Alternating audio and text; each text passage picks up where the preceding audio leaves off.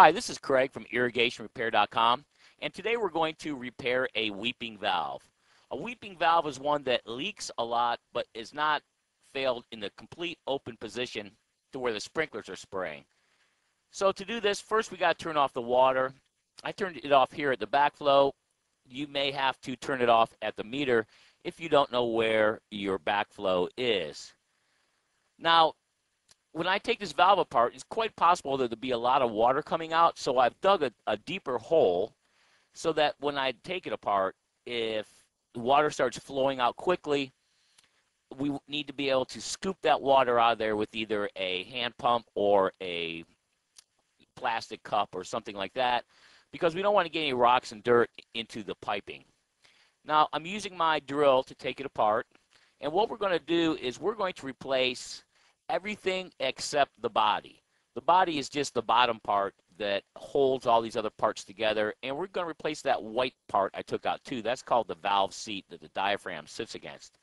Now, in order to repair a valve in this way, you have to have the exact same model and brand of the valve that's in the ground, so it all fits together.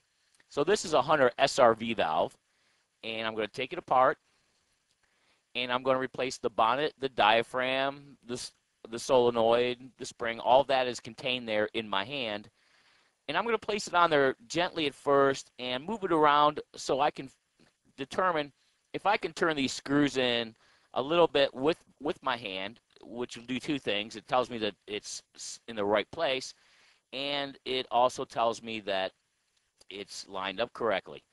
So I'm not going to screw it in all the way with my drill because it is a plastic valve and we could easily crack it if we crank that drill all the way down. So now I'm going to take a screwdriver and I'm going to tighten the valve down the same way that you would the lug nuts on a car tire.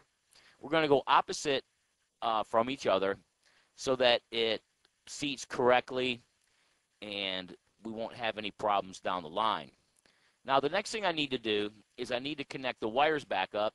Even though the solenoid on the old valve was good, I'm going to replace it anyways, because if I'm going through this much trouble, let's just go ahead and replace the solenoid. So as I put these wires together, I'm going to use a direct burial splice, which is a silicone-filled wire nut. Don't use just a regular wire nut or, even worse, electrical tape, because that will not keep moisture away from the wires, and which could cause them to corrode.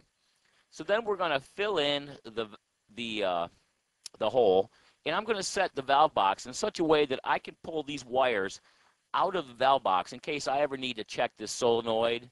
Let's say the valve's not working, and I don't know if it's a solenoid or a broken wire. I don't know what it is. I need to be able to do that without digging up the entire valve, because it'll drive you crazy if you have to dig up a valve just to check the wires. So as you can see, the wires are easily accessible without having to dig up the valve. And after I fill in the rest of the dirt and put in the grass back in there, I'm going to turn the water back on.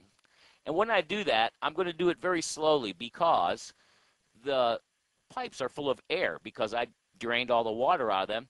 And if we turned it on right away, we would have a great rush of water that could possibly compress the air, which could cause us problems down the line. So I'm going to take this and turn it on about 1/3 of the way. The valves are very close to the backflow, so I can hear when the water stops moving through here.